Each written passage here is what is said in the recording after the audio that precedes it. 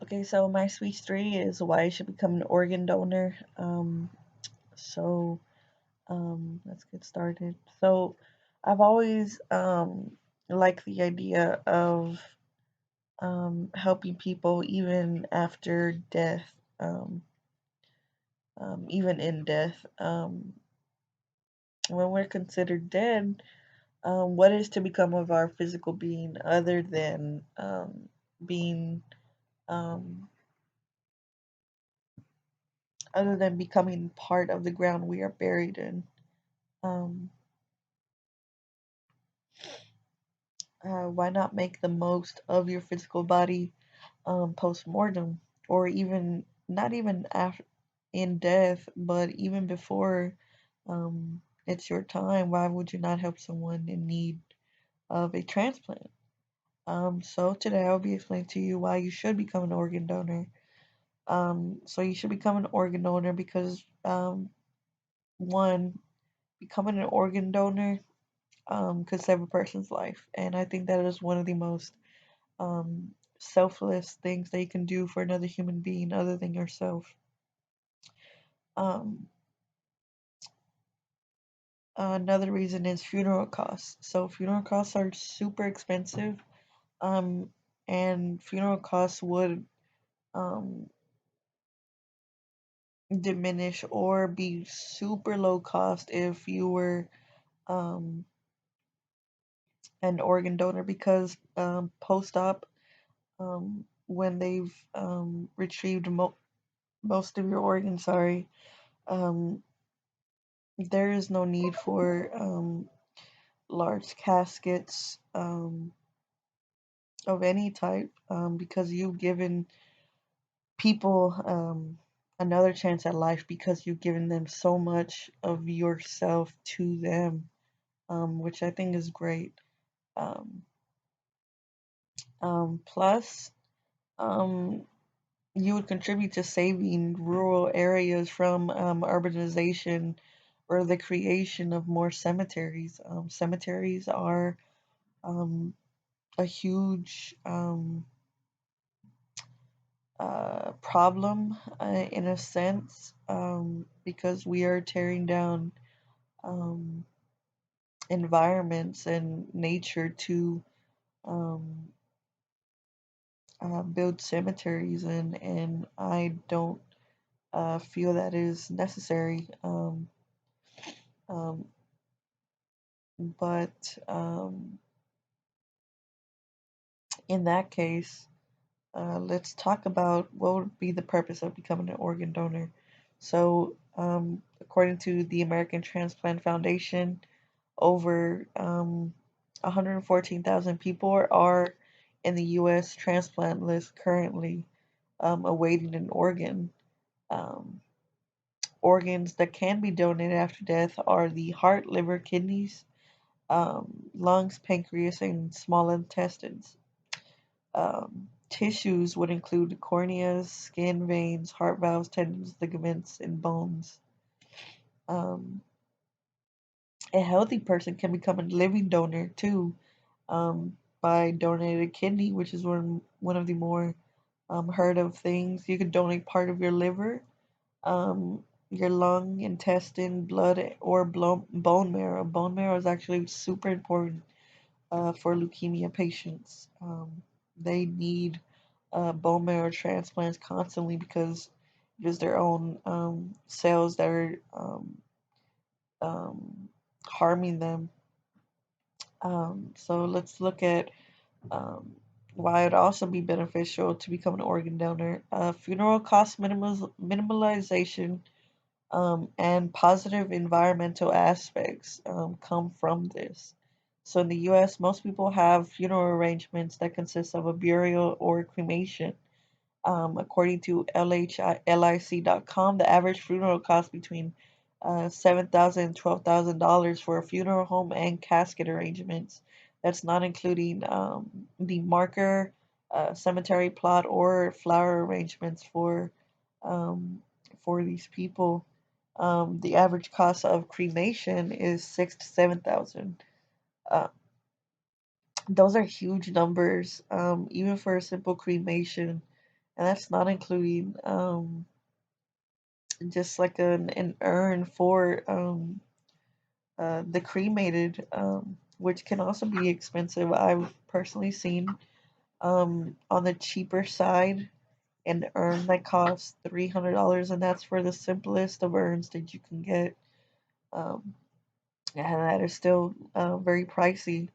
Um, but according to DonateLifeTexas.org, depending on which programs you sign up for, you can sign up for whole body donations, um, or organ donations. Um, um, Depending which program you sign up for, you can actually donate most of your organs, and whatever they don't use, which most of the time it's not going to be um, a whole lot. The point to become an organ donor is to donate as much of your body to help someone else, to better someone else's life, right? Um, but whatever they don't use, they cremate it for you and send it back to you or to your loved ones at little to no cost. And I think that is wonderful because one, you're helping people, you're saving other people's lives, and two, you still get a chance to um, have your loved one close by. And I know that's an important part, having a sort of part of them with you at all times. Um, but also, funeral costs becomes um, zero or very, very minimal. Um, and then on the other side of that, you're not buried in a cemetery, or contributing to the urbanization of these natural habitats and environments for cemeteries. And I think that's super important on the environment as well. So there's just so many pros to becoming an organ donor, um, which is, I think, very, very, very great. Um, so let's talk about the process of organ donation. So you can actually sign up to be an organ donor or donate your entire body to science as well.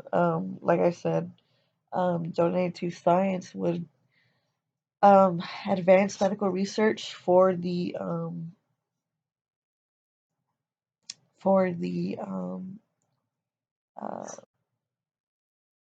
humans of our future, for um, the saving of others' lives, um, and perhaps one day find a cure to cancer itself. So donating your body to science is not a waste. I definitely don't consider it a waste at all. Um, but either way, you can donate through donatelifetexas.org. It's super simple.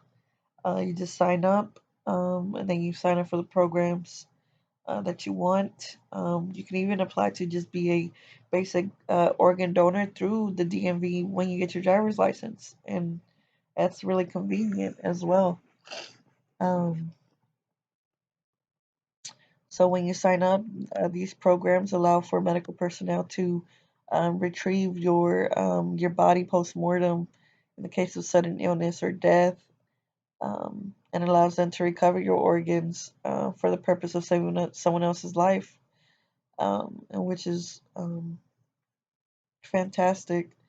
So let's talk about the organ transplant process. According to NYP.org, these are steps taken. So first, at or near the time of the person's death, they contact their donor organization to determine if you're an eligible candidate. Um, then they will evaluate your medical conditions and medical history. They will determine if your organs are suitable for transplant through a series of tests. Um, So they have to make sure that they are in good standing to be able to donate. Then once the person is declared deceased, they obtain consent for the authorized party or next of kin to use your organs for the people in need. Um, once the decision has been made, um, they match you through the waiting list UNOS, which stands for the United Network of Organ Sharing.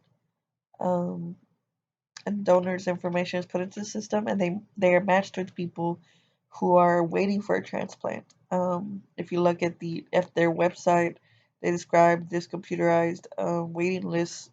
Um, so how they do it is they have recipients' information listed, including their blood type, medical conditions, their urgency for the transplant, the exact time they were entered into the system.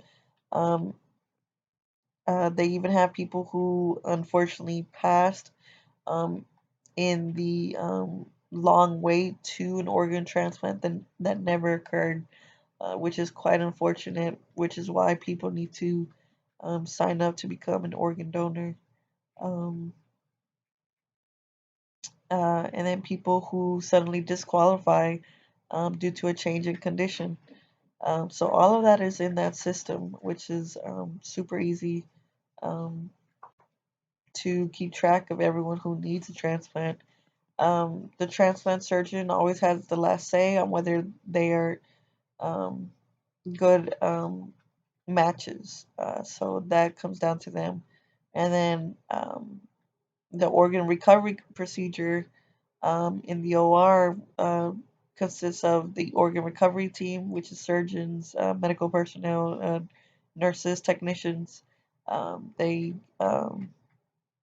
preserve your organs until they get them to the proper facility, which is super important to make sure that's done properly. Although it's a difficult decision and process, there's a lot of people who have shared their stories of how organ donation has healed their hearts and gave people a chance at life. According to lifegift.org, they publish people's stories on donors and recipients alike about how their lives have changed because of this life saving process are published on there. So let's take Emily's story, a mother to a 17-year-old Cassie Contreras, um, um, who suddenly passed in a terrible car accident. Luckily for the recipient, Sarah Dunwoody, Cassie, when she before she passed, was signed up to be an organ donor, and Sarah Dunwoody was the recipient. Cassie's mother, Emily, describes how much joy it brought her to know that um, Cassie gave someone else the second chance at life. I think that's super important and one of the most important things about the process. So, in conclusion, when we pass, it's a difficult situation. I would suggest talking to family members about it, but we can truly make a difference. So please consider signing up to be a donor organ organ donor to change someone's life forever.